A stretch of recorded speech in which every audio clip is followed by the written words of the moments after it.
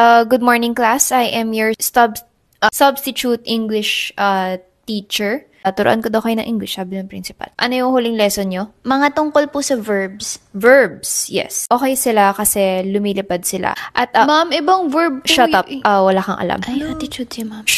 Quiet. Okay, ano pa yung... Nouns and pronouns. Nouns, yes, nouns. Ang mga nouns, ginagalang nyo dapat sila, no? Kasi mahirap talaga maging madre. Pronouns naman, kapag professional ka na noun. Professional ka ng madre, ano? Ma'am, paano naman po yung mga subject-verb agreement? Huwag nyo silang pinakikialaman. Hayaan nyo silang dalawang mag-usap. Kanya-kanyang mga agreement yan. Ma'am, meron din po yung mga past perfect tense, future perfect tense. Oo, wag kayong matatense. Okay, nobody's perfect. I'm thinking mag-field trip na tayo buong SEM, wag tayo mag-usap-usap. Ma'am, di po ata kayo marunong mag-English eh. I beg your pardon. Sabihin mo nga uli yun.